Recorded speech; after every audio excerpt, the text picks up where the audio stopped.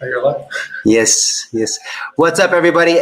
I am sorry that we delayed a bit. I have been on our weekly team call with everybody, and there was a lot to cover. And you can see I'm now in my villa here versus where I normally do the AMAs. But welcome, everybody, and thank you for showing up, and appreciate your time to be here. You guys are the loyal ones that are very interested in what we're doing over here, and I want to give you some updates. There's a lot of really exciting things going on, and we're going to bring you some updates. I wish that I could tell you the full details of everything going on. But I talked about them in the past, like what our goals are. But I think sometimes when I say things here early, we do deliver them, but then other people hear about them, and it kind of makes us lose a competitive advantage. So I will say some interesting things today that will give you guys, the ones who are here tuning in, and like here to get all the latest and greatest from the source itself. And yeah, you will. Yeah. So anyway, let's dive into it. Yeah. So guys, so first question here. Is the BSC Bridge up? Yes, it is. Like, you can just go to the paid website and use the under paid token, and then go to the bridge and use the bridge to swap out your ERC20 for BEP20, and you can trade that on PancakeSwap. I know it took forever. Believe me, I was just as frustrated as you guys were. As I've said before, with full transparency, as I said before, when we launched, sorting out a team takes some time to get everything right and dialed in. And I'm not a developer, and so our weakest link initially was our dev team, and that did that did hurt us as far as a deliverable timeline. And our commercial team and marketing team and deal flow, these are obviously our strong suits. And so I want to have obviously the best team in the world on all fronts. And so, as I've said before, about, I don't know, maybe 6 weeks ago or something, we brought in some exceptional dev leadership, and have ended up replacing a lot of the dev team. And I am quite proud of the dev team now. And we have actually brought in 2 really talented Rust developers that have built Substrate before, that have extensive experience in Substrate environment. And it is not easy, I will tell you, to find Rust developers in general, but Rust developers with Substrate experience, even more difficult. And you guys know how long we've been looking for them. I mean, it's been forever. So 2 of our internal team, actually 2 plus Ben, have been learning Rust, or now I would say that are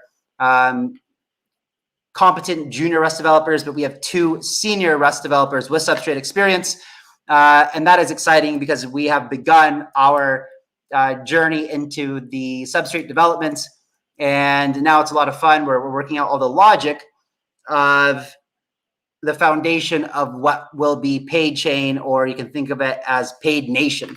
In order for paid to become the best product that it can be from all the things that we're doing, we need to have that control over the underlying support system or infrastructure that we have. So this is what I love about Polkadot Substrate, is that we can deploy a custom-built blockchain with pallets that have all of the necessary components that we need in somewhat of a plug-and-play fashion, and that's really important, right? So, for example, with paid, and when it comes down to business agreements, you know, if someone were to have to pay Ethereum fees, or even if someone were to even have to use gas, like that would be foreign to a no coin or someone that's not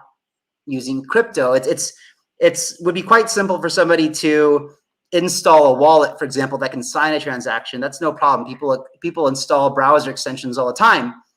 But the first time I had to use a DeFi protocol or something built on top of Ethereum, it confused me that not only did I need that native token, but I also needed to use gas, and so I needed Ethereum for that. And learning that process, you know, if I wasn't in crypto, I definitely would have given up and thought this is too complicated and left. So we need, not only do we need the paid dApp to be usable by crypto people, that's the lowest hanging fruit, but we need it to be usable by everybody in the world, you know, crypto or not. And that's exactly what, you know, I always say about blockchain is that we need to be building infrastructure and systems that people don't even know that they're using blockchain and crypto. And that's one of the beautiful things about Substrate and Polkadot and having a parachain, is that we literally can create an ecosystem where there are gasless transactions. So that is something that we're looking forward to, and this is something that I'm extremely excited about. Let me bring on Willie to give you guys some updates about what's going on with ApolloX, because he has to be out of here shortly. So Willie, what's happening, brother? How's it going? Hey guys, how's it going? You're a little quiet, man. Turn it up.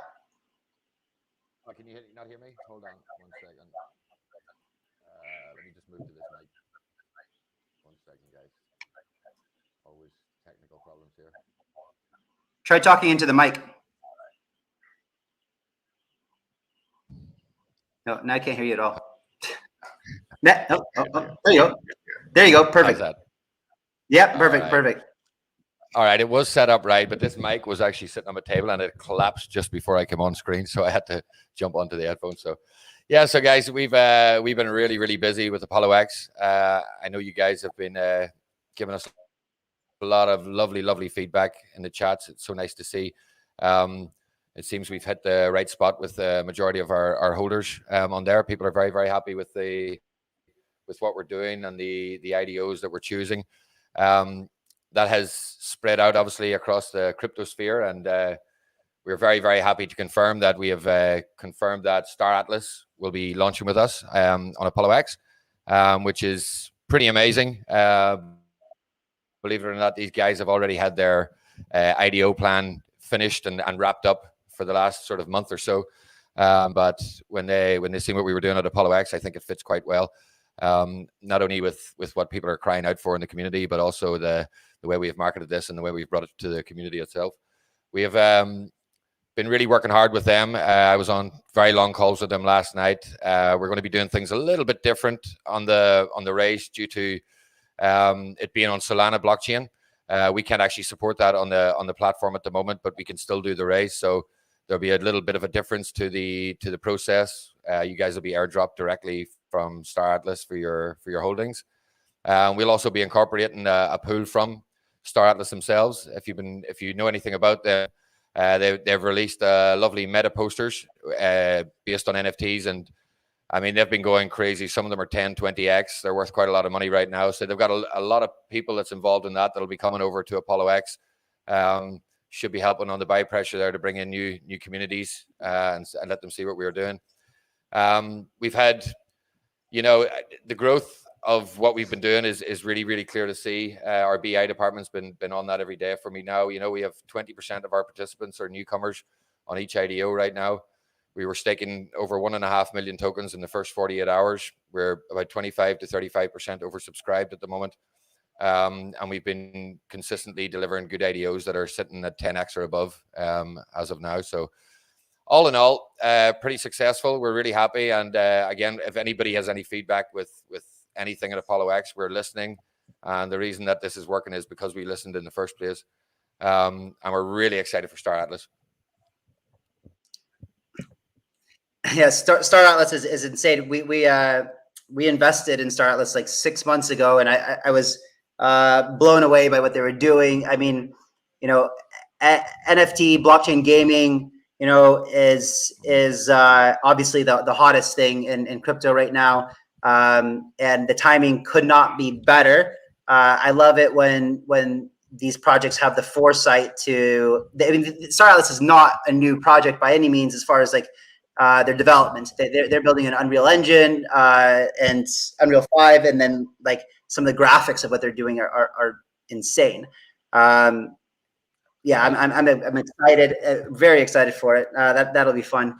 Yeah, I mean the part I like about this is it's bringing in sort of metaverse assets into real world, right? So you can if you're an Unreal Engine designer, you can actually go in, design a full ship on your own time, go in there, put it onto their metaverse, and somebody in the game will actually buy it. You know, I can see this going out into companies where you have collaborations between different companies, joining little micro sort of economies, working together in marketing. We may even have a ship of our own for ApolloX where we're doing our IDOs in there. You come and join us in the IDO ship, and we might get taken over by PokerStarter or something with their ship. But let's see, ours is definitely going to be bigger. Better. Willie is the real life version of NFT punk. Yeah, I see it's worth $250,000 right now. I wish it was me. I think let's so guys, I think it's important to note that like you know, like as much as we, you know, as much as we vet projects, and also we always take a very hand-holding type of approach with bringing these projects to market. You know, that's one of the things that makes everything that Paid does, whether it's Ignition or ApolloX, so special, is that most of the time, not always, but most of the time, we're involved, you know, from at least an advisory perspective on bringing these projects to market. But keep in mind, that's all we can do as far as, you know, making decisions, right? So I see the question, I don't know where it went, but it was asking about the liquidity from Drife on the DEX, and like that is not something that was ran by us, and definitely not something that we would have approved. And to get things like, to be clear, I really like Drife as far as a project, and I think it's a brilliant idea. The decisions that they made, I still don't have the answer to. I'm not sure, Willie, if you know, but I you know, yeah. we can only do so much. We're not the projects, and we can only give suggestions on the way that they do things. You know, that action, obviously, if they had asked us, we would have definitely said you need to add liquidity to the DEX. But from what I believe, it's coming. I know that the strategy here was to push most people towards MEXC, centralized exchange. Definitely not how I would have done it, but again, you know, it's up to these guys how they do that. And like Kyle said, we don't have control over everything they do. You know, we don't really have that much control. We can just vet them as well as we can. And like I said, and like you said, the project is amazing. Don't get me wrong. This is a holder. I don't know why you'd want to sell it anyway. Don't worry about the liquidity. You can buy it. So this is going to go far. So I wouldn't be selling any of Drife right now if I was you. Yeah, and thanks, Willie. And like, and another thing too, I wanted to reiterate, which I've said before. You know, I mean, we are trying to bring you projects that we believe have solid long-term potential. You know, like most of the people within our team, we are long-term minded when it comes to our investments. You know, we definitely work to address the state of the market, and that's why we've been bringing you ultra low market caps, you know, and helping the teams to restructure the fundraise in order to reduce sell pressure and things like that. You know, and we spend a lot of time doing analysis, and we have an entire team dedicated to business intelligence and doing research and delivering strategies that we think are going to you know, put us in a good spotlight. So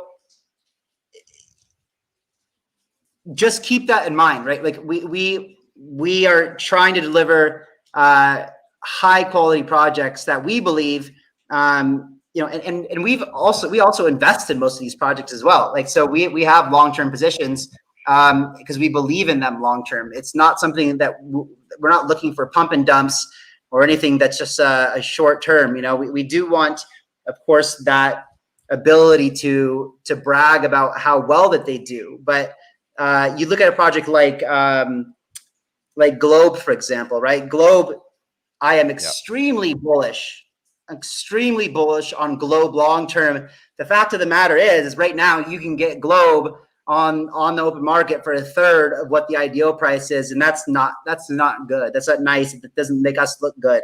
But majority of the projects that doesn't happen. Like you know, the best price that you can usually come in at is the IDO price. That's the majority of the time. But again, like these projects, like even if you win allocation into the public sales, you know, you didn't get as much as you would have liked as far as an allocation size. So for something like Globe right now, if I was a participant, like I made an investment into the private sale, but like if it were me and I was a participant on Ignition, I would have been fortunate. I would have been happy to have gotten the public sale allocation, and now I would go buy it at a discount on the exchange. That's just personally because I'm bullish, you know, on it, and I really like it. So I just wanted to let you guys know that we are bringing you quality projects that we believe will deliver. Yeah. Willie, I know that you got to go soon. Is there anything else that you wanted to add? Yeah, I just seen a couple of questions there I want to answer. Somebody's asking about BitCloud, if we're going to do a promotion on BitCloud for Star Atlas, and we will be doing it. They confirmed that last night. It won't be as big as the other ones, of course, because this is a massive project and they don't have so much to be given out. So that's going to happen. Somebody else also mentioned if they hold the meta posters of Star Atlas, would they be getting any bonus? I'm not allowed to say anything, but probably. And we've got one big thing that for me is huge. Now you've seen the way we've been doing this. We've been bringing DJs in. We had Nastia from Ukraine. Last week we had Paloma from India. And next one is actually going to be Bass Checkers. So Bass Checkers is going to be playing live on ApolloX for the Star Atlas launch. Really happy to hear that. And I don't even know if I was allowed to say that yet, but that's why you guys are special and you're getting all this information. I'm turning into Kyle.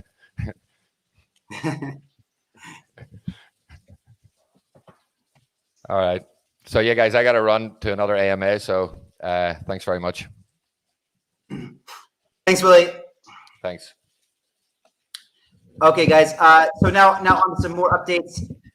Okay, so what have I been working on as far as development? So as I've told you before in the past, there are other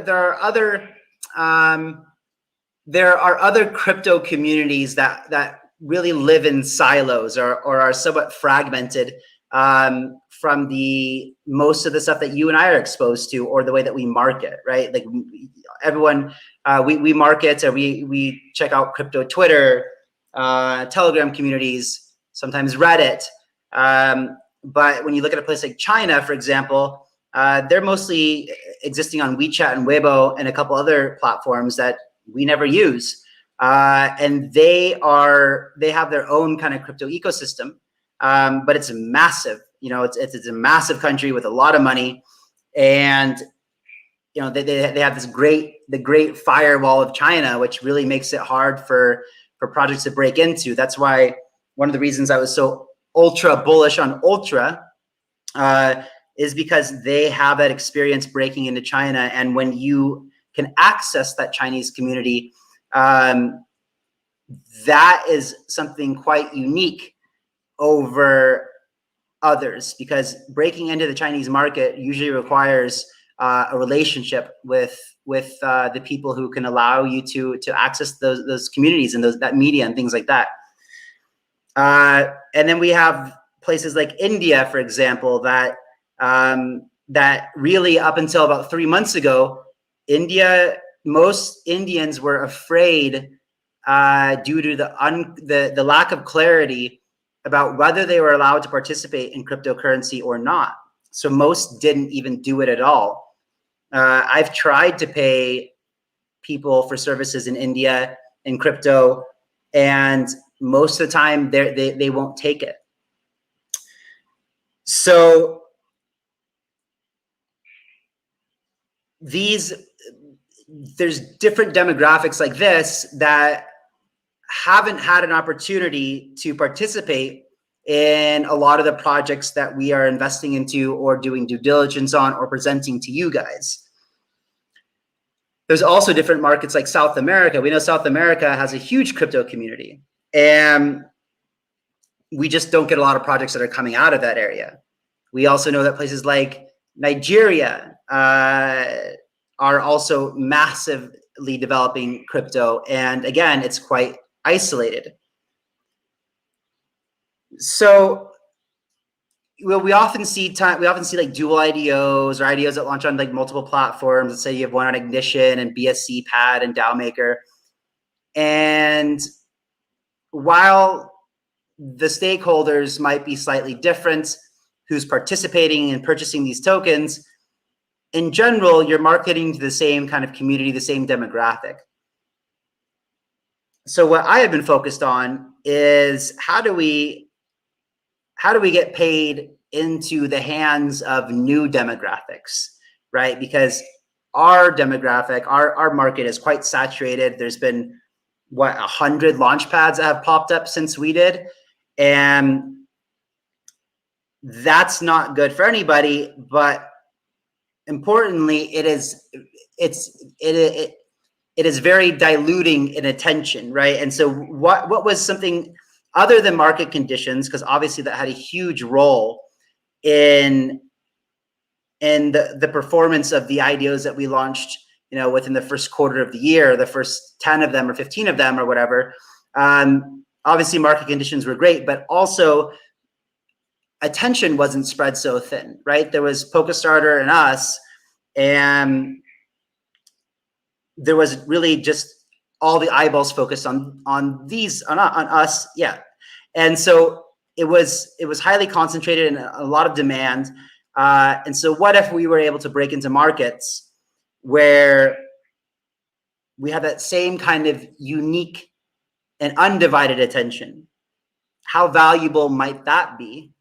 This is what I've been thinking about for a while. You see companies like Coinbase, who opened up operations within India, and since opening office have hired 1,000+ employees. You have exchanges like Coinsbit and others who are coming into India all at the same time. You have media outlets like Cointelegraph being licensed to India. It's obvious that there has been some regulatory clarity in India as far as the ability for crypto regulation to move forward in a positive direction, rather than the blanket bans that have been suggested in the past. So more or less, we have a green light for that market. With that being said, And the fact that I have been telling you guys, not only on AMAs, but certainly on Crypto Connoisseurs on the weekly show, when we get everyone else like Coach and everyone else who's always doing technical analysis and saying that we're going into a bear market forever and blah blah blah, it just never made sense to me, right? It never made sense to me because of all of the global adoption that's going on right now.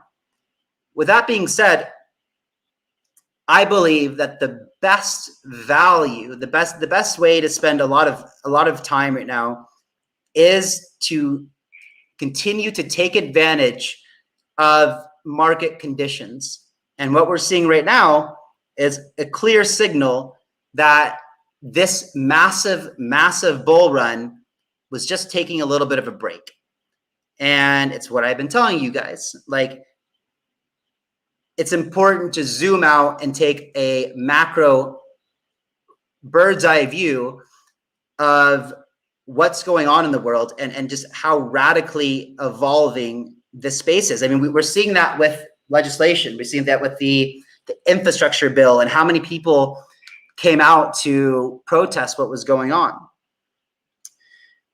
So in order, a lot of, most of you obviously care about the price of paid. And while I cannot legally speculate on the price of paid, I want to make every one of you happy. And we want to create as much utility for the token as possible. And as you've seen, and I have said before many times, launchpads will pump like crazy in bull markets, and they will drop like crazy in bear markets. And that's exactly what happened. And I told you guys this during the bull market. But we are not just a launchpad. In fact, the launchpad was something that we did because I knew it was going to take a long time to build out the paid DApp, and I wanted to bring true utility to the token right away. That's why we launched Ignition, and it worked. It worked extremely well. And again, during a bear, you're always building. We're super busy from a commercial end in a bull market, and just on delivering to you guys, making sure that we vet and deliver high quality projects for you guys to participate in. So we had a bit of a cooling off period, and we had a bit of a bear segment in the market, and of course back to building mode. And not to say that our developers aren't building constantly, of course they are, but it was able to allow myself to take a breath and do some strategy. So I can't say who it is yet, but we have now signed agreements with 2 partners in different geographic locations that you can probably guess where they are. And they are big players in those areas that have a lot of experience with crypto in those regions and have a lot of media exposure. And so we are working on right now expanding out our Launchpad environment to these isolated locations. And of course, they will be something similar to how we rolled out ApolloX. It'll be a different management team that will do the marketing, that will be doing the front end operations and community management, things like that. And of course, we want to rely on them because they are experts in their region. And guys, I'm talking about big partnerships with these guys, especially when it comes down to the ability to market. And so what does this mean? This means that within the next, I would say 30 days, maybe less, we should have 2 more launch pads that are focused on entirely different demographics, and they will have different staking models, And that means that that means there's just going to be obviously a massive amount of demand for these participants on these platforms, right? So and on all 4 launchpads, they will all have their own independent staking models, the same way ApolloX and Ignition have their own independent staking models. And I cannot wait to see what our TVL is after we get this going. I am so excited. Like, I think one of the last projects that we took measurements from on Ignition alone, there were 55 million paid tokens that were being used to participate in the lottery. At the time, I think the circulating supply was about 80 million. So you have you had about 2/3 of the supply locked up just to participate in Ignition alone. Now you add in ApolloX, and you add in 2 more launchpads where we will be the first ones in those areas. You can imagine the kind of demand for paid token once this happens. So this is good for everybody. This is good for those geographic locations. This is good for the project because the project will get an entirely different demographic that is interested and aware of the project now. It'll put it on their radar, which means that we'll have a more diverse and distributed amount of token holders, and just overall more retail volume and demand for each of these projects that we're launching on either ApolloX or Ignition. So that's good for everybody. It's good for all stakeholders, good for the project, good for the people that are participating in the IDOs, and good for you guys that are holding these tokens of the projects that are launching across the different launchpads. So I would really want to tell you who the partners are, but I can't. And also a bit of an update about exchanges. So Binance is still Binance. I'm not sure. Huobi is now listing projects again as well. We don't have things secured yet, but back in discussions with Huobi, and we do have some really cool new partnerships. Again, like that I cannot say quite yet, but for sure we will have some good exchange listings very quickly, very shortly. So at least we will have some centralized exchanges where you guys can trade on, well-known ones as well. And then also one that's very, very important that has to do with that specific location that will help with the fiat onboarding, because in that location, there will be a lot of new people into crypto that need an on-ramp to turn their fiat into paid tokens. And so it makes perfect sense that we will be listed on that exchange. Also, guys, the IDO market is picking back up. Obviously, we have seen great results on ApolloX, and we did Privi Trax yesterday, which I think peaked somewhere about 15x or something, and is now sitting at a comfortable 10x. That's great. We're seeing the volume come back. We're seeing interest come back, and as much as NFT mania is blowing up, to be able to achieve 1,000 or 1,500% gains in the matter of an hour is mind-blowing, and that's what we're delivering right now. So things are heating up, and I'm excited about it. I don't know what I'm more excited about, our substrate and Polkadot development, or these new launchpads that are rolling out, or the market in general. It's all incredibly exciting. Let's see if we have any questions here.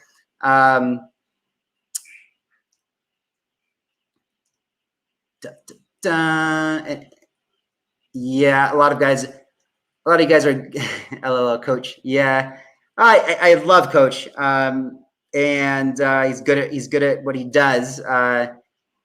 And Richard Hart also still thinks we're going to 10K. I also like Richard a lot.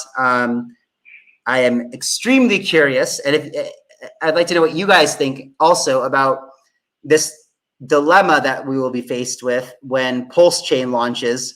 There will be, as Richard called it, I don't know if you guys have seen that interview that I did with Richard Hart, because every time I try to look at Pulse Chain, the only thing I ever saw was how to buy the token and how to basically give all of your crypto to Richard, which he called sacrificing, but really he just raised himself like $1.3 billion on his small dev team of him plus like 3 devs or something. And he raised $1.3 billion to fork Ethereum and BSC, which is insane.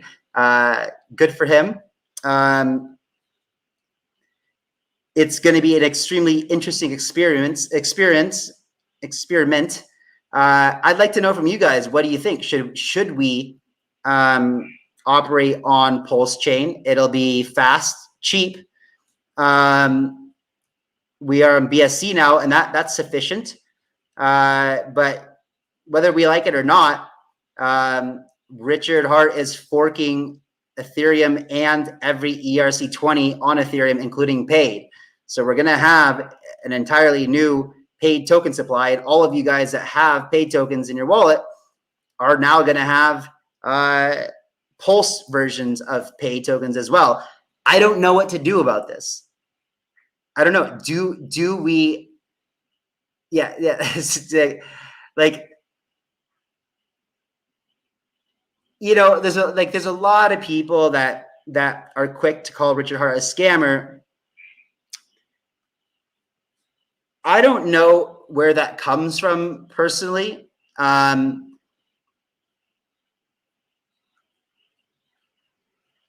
think he's smart. I don't know. I guess I don't know enough about him to make a valid opinion or judgment. But there is something that, you know, like this comment here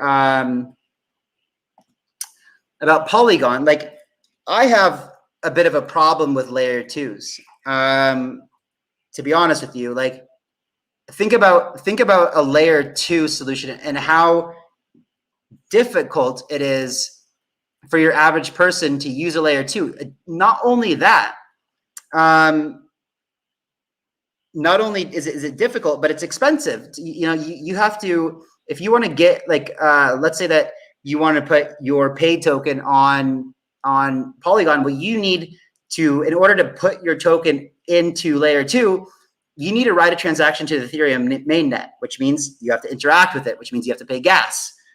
And then you go and do whatever it is that you do on layer 2, but then you want to go back to main chain.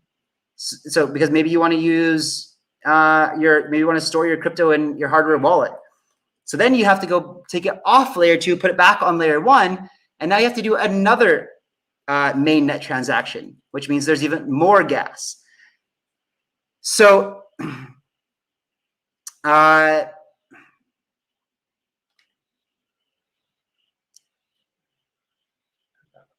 yeah. So anyway, so there's a lot. I'd like to know what you guys think. I value your opinion, of course. And I just bring it up because it's a very interesting idea. And I don't know. I have no idea, actually. We don't have any plans to adopt the Pulse chain at this time.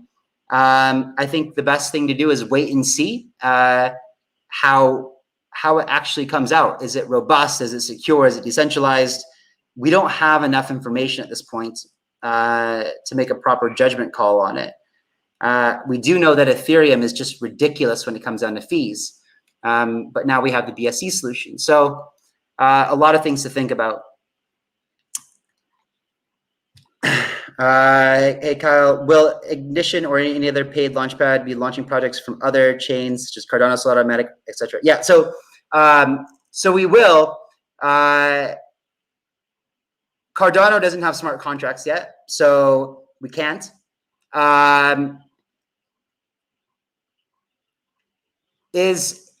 are people launching? I don't even know the answer to this. Are people launching tokens natively on Polygon? I have no idea. Or is Polygon just used as a layer 2 where people are using it for?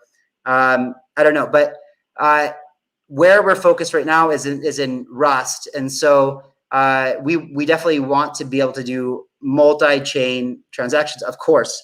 But because we are focused on Rust development, that would be projects like Solana, Terra, and Polkadot.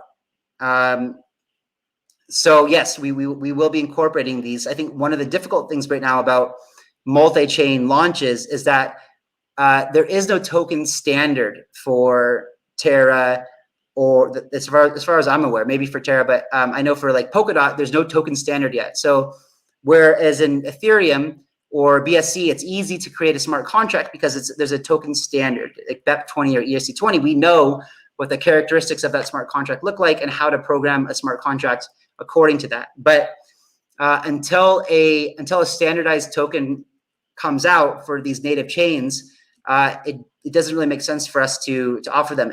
Keep in mind, any platform that says that they're a Cardano launchpad, they're not. Right? They're only launching Ethereum products or BSC products because Ethereum doesn't have tokens right now. It doesn't have smart contracts.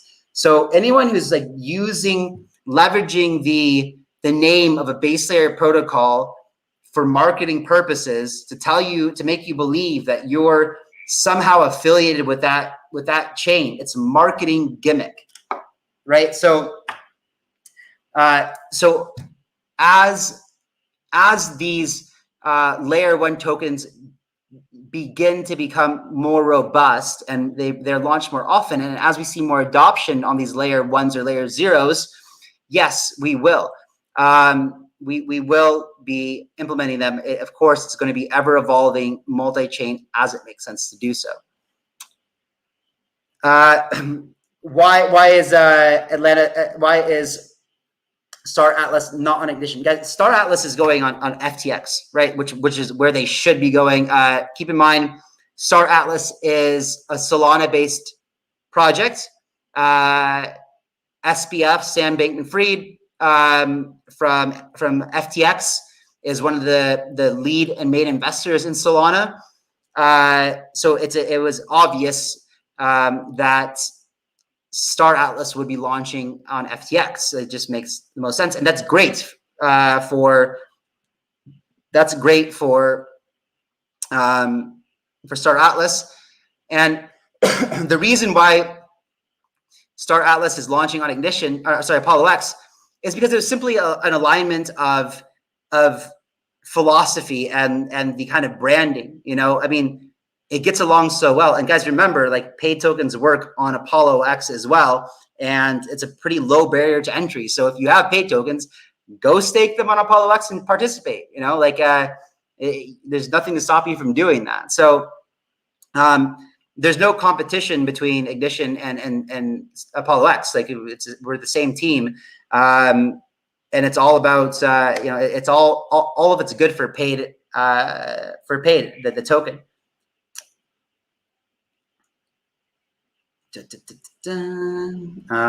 Okay. Pulse Q. Has anyone ever forked Ethereum before? I thought many tokens are forked from others. It's hard to understand why isn't everyone just forking other coins. I find it confusing. So people aren't forking tokens. When there's been forks in the past, it's been of layer 1 or layer 0 protocols. So Bitcoin has been forked many times. Ethereum has been forked many times. It wouldn't make sense to just go and fork a token, because a token is just a simple smart contract with a simple set of rules. I mean, I can go mint another token that says paid as its ticker, and